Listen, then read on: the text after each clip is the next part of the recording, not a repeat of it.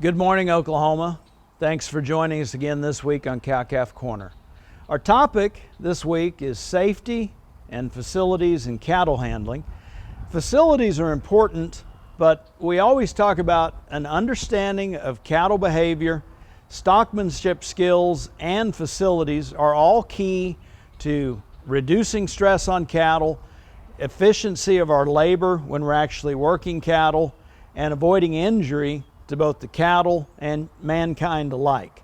So there's a synergy between understanding cattle behavior, a well set up facility for working cattle, and actually our animal husbandry skills, all of which hopefully result in successfully working cattle and avoiding things like what has happened to me.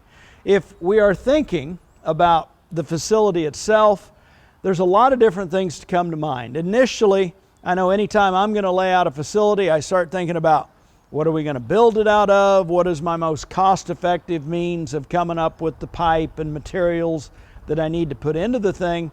But there's several things on a checklist we should consider relative to a well-done facility. And in just no particular order, what are the size of the cattle we're typically going to be working in this thing? How often are we going to use it?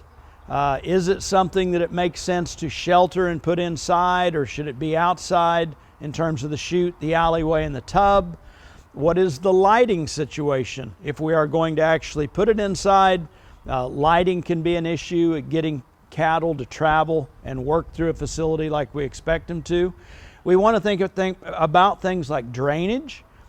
We typically want a facility set somewhere where it's going to drain and not stay super muddy. And we want to consider things like the surface that cattle are going to be walking on. Is it going to be dirt? We're going to put rock in it.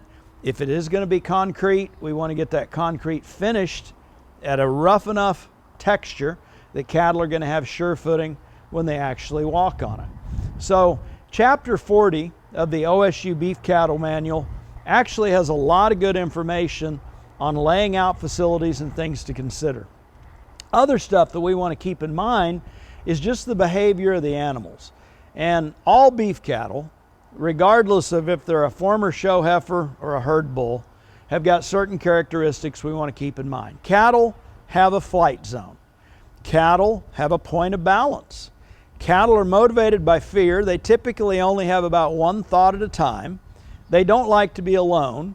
And understanding all those things in tandem is what permits us to lay out a facility to capitalize on the behavior of cattle, so they're going to work through it in the fashion that's most efficient for us and the cattle. Final thoughts on this topic. And yes, I have recently had an injury to my arm that was a result of some of what we're getting ready to talk about. But past information we have gathered in the College of Ag here shows that about 50% of all injuries to humans when we're working cattle are a result of bad judgment.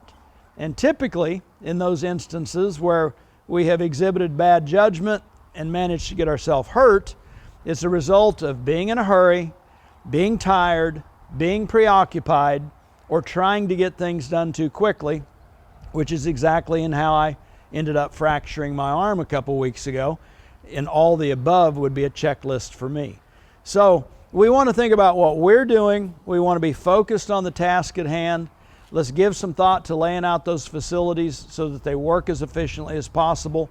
And let's give thought to the behavior of animals so that everything goes as low stress and everybody emerges from what we're doing with cattle as safely as possible.